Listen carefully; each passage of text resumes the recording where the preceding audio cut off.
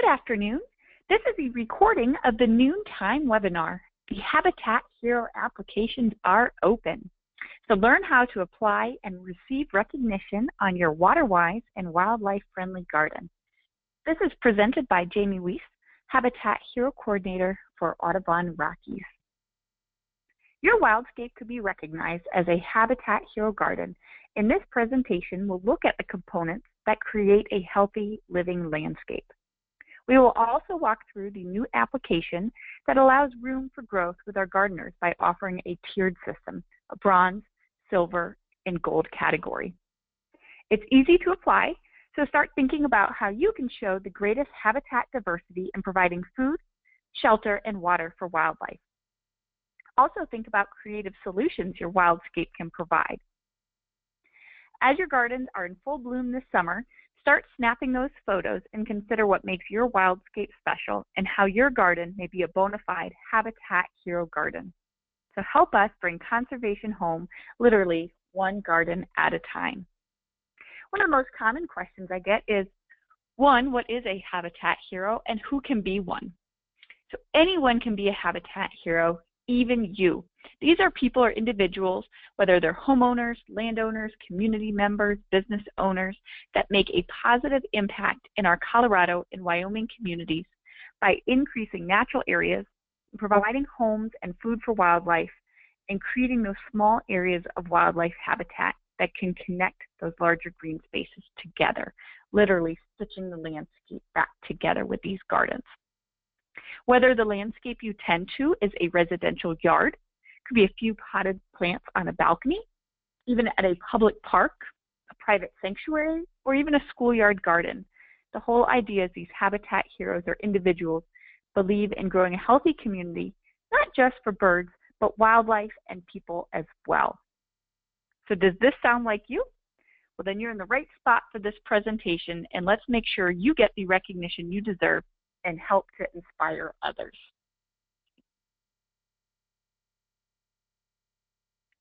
So the Habitat Hero program is a program of Audubon Rockies. Audubon Rockies is a regional office of National Audubon Society. Audubon was founded in 1905, so for the past century, we have been focusing on protecting birds via science, education, policy, and on-the-ground conservation. Or our philosophy is where birds thrive and people prosper. In our large network of our Audubon chapters, centers, state programs, regional office, along with our many partners, we are working together to inspire people to take everyday actions to make our community safe and healthy for birds and people alike. The Habitat Hero program falls nicely in this creating bird-friendly communities. This is the far-right initiative taken from Audubon's most recent strategic plan. So before we actually get into the nitty-gritty of what components you can do in your own yard, I like to use this picture to provide a little bit of context or looking at the big picture. Audubon is a bird conservation organization. We're looking at landscape scale conservation through the lens of birds. So looking at the big picture, birds face many challenges throughout their life, whether that be during their wintering grounds, at their breeding grounds, or across migration. So by being able to provide habitat for birds, we can feel good about doing something positive for ourselves. We're also helping out the environment and our feathered flyway friends, combating the loss of habitat, creating those green corridors that will link your garden or wildscape to larger natural areas. You know, so often we think of our backyards as a private sanctuary for us to entertain and enjoy with friends and family, but we often forget that it's connected to this larger landscape across those flyways. In fact, habitat loss is the greatest factor for endangerment of species in the United States. In fact, it's 2.5 times more influential than any other factor. So it's becoming increasingly clear and important to not just Audubon, but many conservation organizations that our work needs to be done in cities and towns. This is where most people live. So it is very great still to protect our national parks and our open lands and our natural areas, but being able to bring conservation home and look at protecting habitat in our yards is what it's all about. And to illustrate this example, here is a map to orient you in 1940. The areas in red or orange are areas of highest housing density units, and the areas that are green or black are areas of lower housing density units. So you can see in 1940, this is what our country looked like. Essentially these isolated cores of housing developments, but they were surrounded by small farms and open land. So I'm going to jump through a few decades and showing you just in a span of one lifetime, in about 75 years, how much these housing densities have exploded.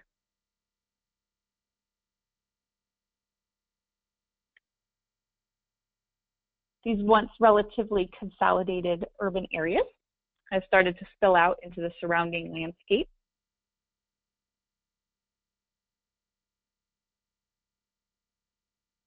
Converting those millions of acres into housing developments. Here's the turn of the century in year 2000. You see the urban sprawl really hitting the East Coast hard. And then in 2010, you can start seeing the West getting developed, especially along that urban corridor in Colorado. And here's a projected look just a mere 15 years from now in year 2030. So with this population growth, we've lost about 150 million acres of ecologically productive land to urban sprawl. And here is a representation of a subdivision I'm sure you can all relate to, whether you live in one or know someone who lives in one. It doesn't even need to be a community. It could certainly be the town centers where the parks are, college campuses and universities or schools are another examples of where we see this expansive turf grass dotted with a few shade trees, a lot of non-native species. And if you were a bird in search of food or a place to seek shelter, you can see that your options are pretty limited on this type of landscape. This landscape was developed for convenience and also to celebrate lawn as a status symbol. It's neat, simple, but it's also lifeless. So the goal of the Habitat Hero program is to really switch this paradigm and create those living landscapes. So how do we do this? What are the components that make up a Habitat Hero garden? So this is where the majority of the conversation will look at, talking about each of these components that make up a Habitat Hero garden. We've already mentioned that the garden could be located in various places, whether this is your top photo, a residential garden. The bottom photo depicts a urban farmer in Eagle, Colorado. And regardless of size or even design, the elements that are important to the garden are these listed on the right, being able to provide that suitable habitat for birds and other wildlife. And what's so great about the program this year is we have that tiered approach.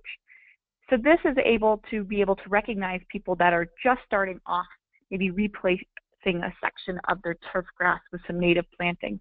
But it also highlights and rewards those people that might be wildscaping that very last corner of their yard. So that first component, let's look at food. Food, supporting wildlife by planting bird and butterfly-friendly plant species for year-round food, cover, and shelter is essential. Regionally adapted or native plants have evolved with our harsh growing conditions, and they can support those local food webs. Food in the form of plants can come in of many varieties, as our vegetarians or vegans might know, but they can offer nuts and seeds, they can offer nectar, berries and fruits, and also being larval host plants are offering insects. On our resources page, which we'll show you in a moment, we have a great collection of plant lists depending on your zip code. The next part is once you're putting those plants together, looking at habitat structure. Scientists call this structural diversity. Truthfully, birds and other wildlife just call it home. Thinking of it in terms of different layers or stories. Trees provide that canopy layer or the overstory. The mid-story layers are created by small trees and shrubs, and the understory is provided by the ground cover or grasses and broadleaf herbaceous plants. So the more habitat layers that you have, the more birds your space can support, even if it's in a smaller yard. water. In addition to food and habitat provided by native plants, the next thing to incorporate is water into your garden. Clear, fresh water for both drinking and bathing. This is where you can be creative and have some fun family and kid-friendly do-it-yourself projects. You can hollow out a tree stump. You can flip over a trash can lid and decorate on that. Just fill it with a few inches of water. Add some sand or rocks to provide perching places for both birds and butterflies alike. And remember, birds and butterflies like clean, fresh water, so making sure you keep your bird bath clean. And the advantage or the plus side of that is mosquitoes do not enjoy clean and fresh water, so you won't be harboring mosquitoes if you maintain your water station. The next component, looking at invasive plants. Control those invasive plants that degrade habitat in and beyond our yards. They have the potential to outcompete our native plants. And remember, those non-native or alien species, they don't contribute to the local food webs, being able to support insects for birds and other wildlife. If you're just learning to identify your non-native species, a great resource for you is the Colorado Department of Agriculture has a noxious weed species identification list, and that will also be in your resources packet at the end of today's call. Pesticides. The use of pesticides in the form of insecticides, herbicides, or fungicides, they can be very harmful to not only wildlife, but to our own pets and people as well. Planting those well-chosen native plants can create wildlife habitat, conserve water, and reduce the need for pesticides and fertilizers. For more information in your resources packet, we've compiled a list of great resources that will get you familiar with learning how to decrease your chemical usage and also what it means to have integrated pest management. And to give you a little story on how Mother Nature is no match to chemicals, we have songbirds for this example. About 96% of all terrestrial songbirds feed their young insects. So by being able to provide this habitat in the form of food, water, shelter, and those nesting spaces, you're going to provide a natural pest control for your garden, especially in the springtime when those parents are going to be rearing their chicks. So just how many insects does it take to rear a clutch? Well, this was looked at a family of chickadees. They counted mom and dad bringing back how many caterpillars or insects brought back to the nest. And in those 16 days it took to fledge, 6,000 to 9,000 insects were actually brought back to the nest. So truly, chemicals are no match for Mother Nature. Looking at hazards, this can be in the form of preventing window collisions, keeping your cats indoors, or reducing your outdoor lighting. How can you help prevent those window collisions? Well, window collisions actually can kill an estimated 1 billion birds per year. So it's really important to put up features that alert birds of the window's presence. You can add netting in the front of the windows. You can even apply tape along the edging. Some people like to hang artwork or CDs that have that reflective nature, again, to alert the birds of the window's presence. Also, if you do have bird feeders, bringing them a little bit closer to your windows might sound counterintuitive, but in that 2 to 3 foot range, because if the birds are able to fly off from the bird feeder, they're not going to have that propulsion or enough force to be injured if they do hit your windows. Keeping your kitties indoors. Some research out there estimates anywhere between 1.3 and 3.9 billion birds each year. Remember, these cats are indiscriminate killers. They're not going to be killing just when they're hungry. By simply keeping your cats indoors, you can help prevent these bird deaths, but also you're going to keep your cat healthier in the form of disease and also predation. How do you reduce your outdoor lighting? There's many lights out programs around the country, and these lights out programs encourage you to turn off excess lighting, especially during those months of migration, so in the spring and the fall. This helps birds that are flying overhead and help them provide a safe passage between their nesting and wintering ground. Stewardship. Stewardship can come in many forms, whether that be creating a brush pile. You could be maintaining a nest box, whether that be for birds, bees, or even bats, and also leaving leaf litter around. New to Colorado, also you can have rain barrels as well. This would be another thing that you can incorporate in your garden as far as stewardship elements. Creating a brush pile. There's just kind of 3 components to incorporate into a brush pile. If you Google on how to create a brush pile, it'll give you all these crazy instructions, but it should just be very simple. The first thing is looking at creating some stability or structure, so placing those outside branches on the outside.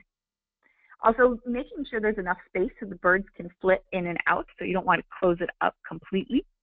And also incorporating some perches on both the inside and the outside. Be really attractive for your juncos, your wrens, your towhees, and even your sparrows. So just when you're pruning, make your brush pile with those components in mind. You can also maintain a nest box. Again, this is a fabulous do-it-yourself family fun project over the weekend. There are kits out there ready to be assembled. You could have a pre-assembled one, or you can start from scratch. So there's many options for you. But birdhouses are fabulous for attracting your tree cavity nesting birds, especially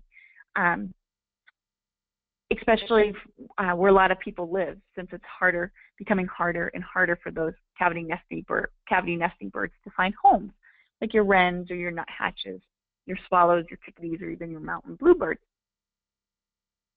For bees, they are a vital part of a healthy environment, and their nest sites are pretty simple to make, and they can be added to any garden.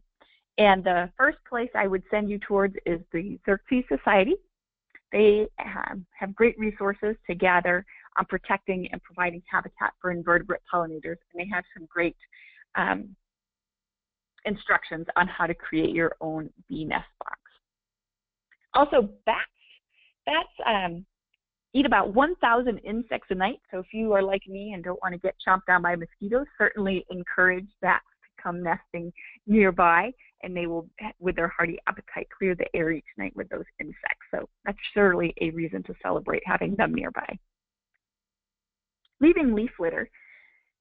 Caterpillars overwinter in leaf litter. So that means come springtime, as they emerge, you're going to be having birds foraging around in the leaf litter, collecting those caterpillars, bringing them back to their nest. So that's why you see a lot of birds actually spending their time foraging in leaf litter, picking out those caterpillars. This is also a great reason to cut down on any amount of raking you have to do every fall, and of course it enriches the soil as well. Looking at that next component, the education part. So expand upon your ever-growing desire to learn more about habitat gardening. I'll show you our resources page at this point, and this is where we have compiled together a great list of books, online resources, example gardens, plant sources, and more. We also have our upcoming events featured as well. You can also attend educational programs or participate in Master Gardener or Master Naturalist programs. So to access our resources page, our website is rockies.audubon.org/habitatheroes. And as you come to our Habitat Hero homepage, you'll scroll down, and right in the middle of the page is the resources button. And again, this is where we have compiled, along with talking with our partners, to hear what their favorite resources are.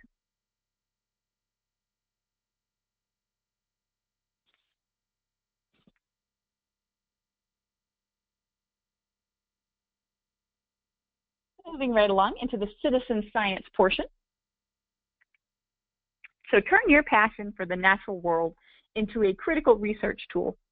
Citizen science is a great way for you to connect with the natural world through fun activities that generate vital information for conservation. We have many citizen science platforms, and if you are interested in learning about these different ones, they are in the resources packet. But there's BioBlitzes. This is this photo featured here up in Cody, Wyoming. A BioBlitz is a survey of the land where you document as many flora and fauna species as you can in a given amount of time. Audubon has Christmas bird counts and great backyard bird counts. There's also eBird citizen science projects, Hummingbirds at Home, International Migratory Bird Day, MAPS bird banding stations, Project Feeder Watch, WyoBio. So you can see that is just a quick list of some of the many great platforms out there for you to get involved. Become invested in the community by learning and sharing your knowledge with others through volunteerism. There's many ways to give back, whether that's giving presentations to local community groups. You can certainly talk to nurseries and garden centers about carrying more native plants. You could distribute brochures to friends, neighbors, garden centers. Talk to them about the Habitat Hero program, get them certified as well. You can also advise property owners about bird-friendly gardening, so talking with your homeowners association. You could come on out and help plant a demonstration garden or showcase your property on a garden tour. So the options are limitless. So now that you have all of those components, or some of those components, how do you actually apply and receive recognition for your garden? So that first step would be that planting part. Get out and start planting your wildscape. That should be recognized for all your hard work. If you need help, we have those resources to do it. Not only to help you get started, but along the way, we'd be more than happy to walk you through the process. The application itself is an online application. It takes about 10 to 15 minutes to fill out, and it asks you questions in each of those categories that we just talked about.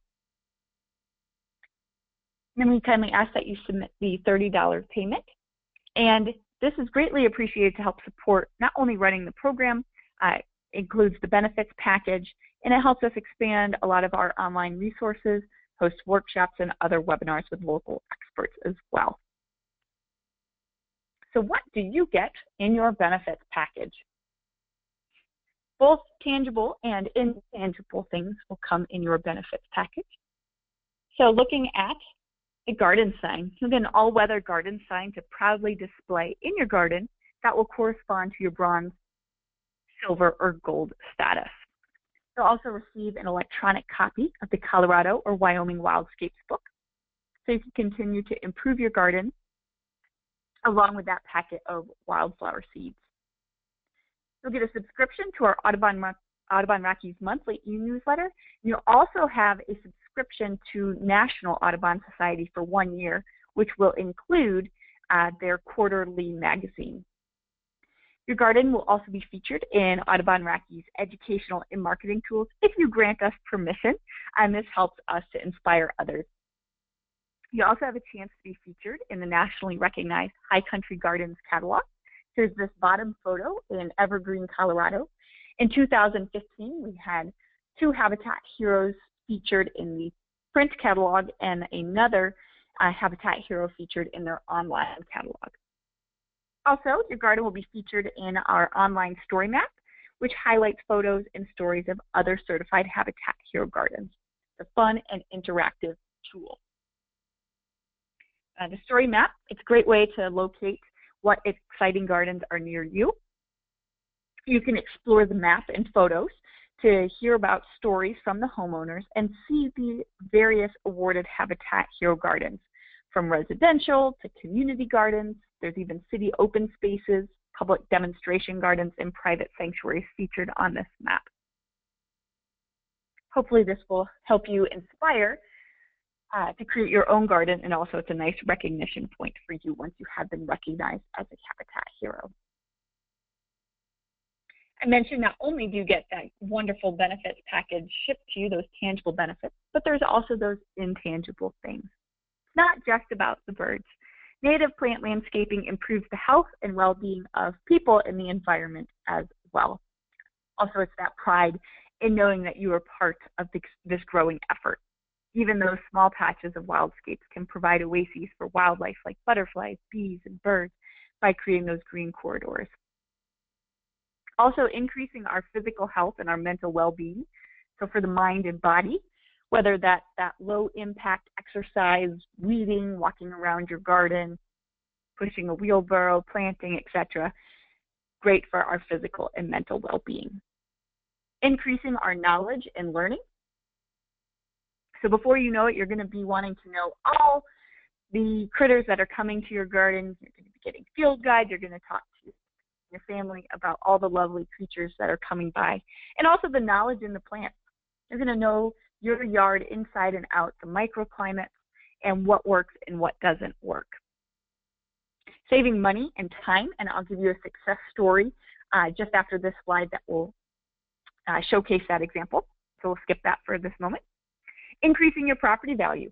Just like if you were to add on a bathroom or a bedroom to your house, you're going to increase your property value.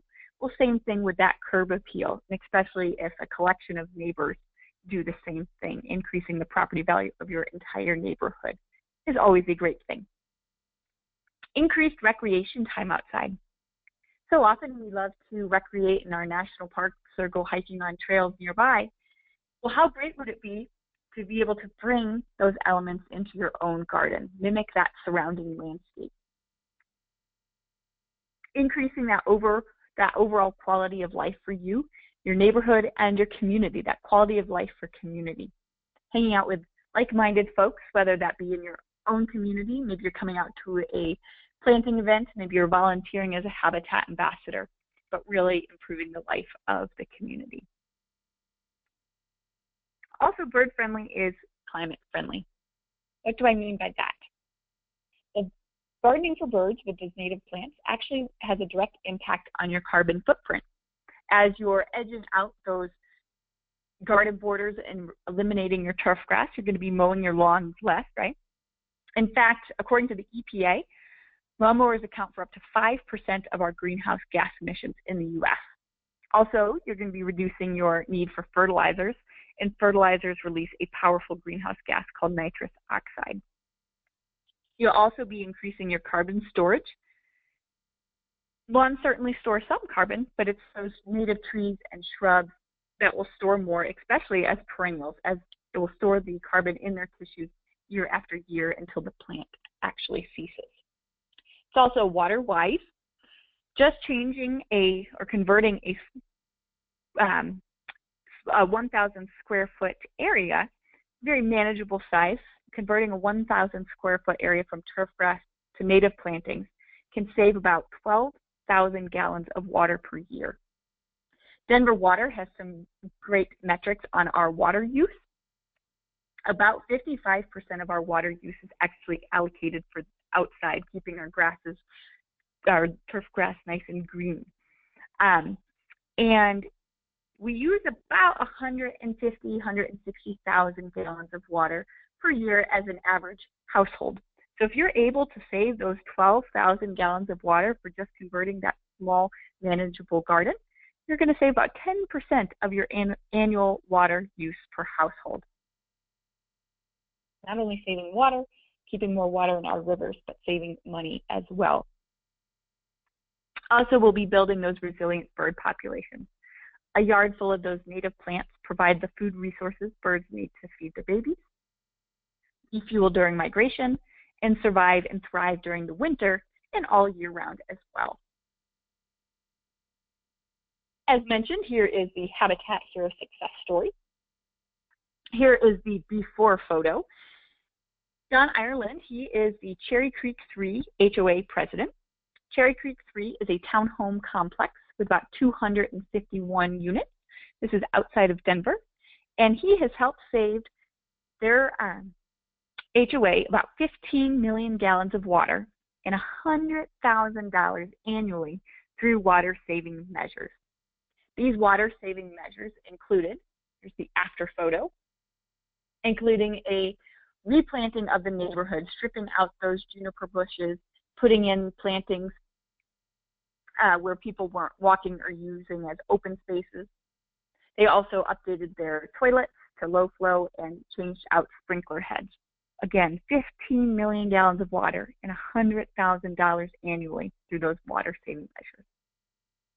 Just as a little reminder, if you do live in an HOA, this is a little known fact, the Senate Bill 100 became a state law in 2005, which states that an association may not enforce a restrictive covenant that restricts or limits xeriscaping or requires the primary use of turf grass.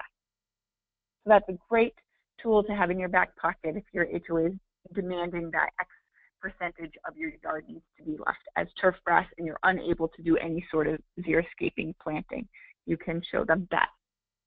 The Senate Bill 100 becoming that state law actually in 2005, so over a decade ago, that's saying that they can't enforce those laws. So how does the Habitat Hero certification differ from other garden certifications? It's truly all about the personal connection and the resources that we offer. There are a lot of backyard habitat certification programs, so we want to make ourselves unique, and we feel like we do that with our personal connection and resources. Our dedicated staff at Audubon Rockies review each application very carefully because of the thought you care that you put into designing and nurturing your garden. We also want to recognize the work that you've put into your garden and your desire to see it continually grow and improve. So we take the time to provide that constructive feedback for your specific wildscape. So it's not just an online application that goes into a vacuum and you never hear back from us. As gardeners and lovers of wildlife, there's so many great ideas that we can use to improve our gardens. So to better help our ongoing planting efforts, we provide you with that resources packet, which will hopefully inspire the transformation of not only your garden, but your mind as well. Also, the resources, our program empowers engagement by providing many free resources and connections to local expertise so that individuals can successfully design gardens, whether that be small or large, based on those eco-friendly principles that we talked about. These actions not only create a welcome place for birds and help our environment by limiting water usage, but combating climate change impacts as well, and promoting citizenship through hands-on activities that can benefit the greater community. So how can you stay involved? What other upcoming webinars and events do we have going on? We have 3 more noontime webinars every other Wednesday. They will be on August 24th, September 7th, and September 21st. The first one is all about rain barrels. That will be presented by Abby Burke. She is our Western Rivers Program Lead of Audubon Rockies, and she is going to give us the history, kind of the 2-year story of the rain barrel legalization of Colorado and the history prior to why we were not allowed to have rain barrels in the state of Colorado. As of August 10th, they are legal, and she's going to talk to you about the components on how to create them or put one in your own garden. Again, that's a stewardship component for your landscape. On September 7th is garden photography, presented by John Zuzi. He is the proprietor of Rim River Farms and Gardens out of Durango, Colorado. So whether you have a fancy camera or just an iPhone, they'll provide these simple techniques to help you capture exquisite garden photographs or still photography. And not only will he talk about just still photography, but how to get some great shots of local garden wildlife and pollinators as well. Looking at how to develop that keen eye for natural lighting effects, framing and composition, or just the use of basic camera settings and some other do's and don'ts. So that will be helpful when you are submitting your Habitat Hero application and you would like some of your photos to be included in our marketing and educational resources. John Zuzi will help you through that process. On September 21st, Creating Habitat for Pollinators will be presented by Amy Yarger.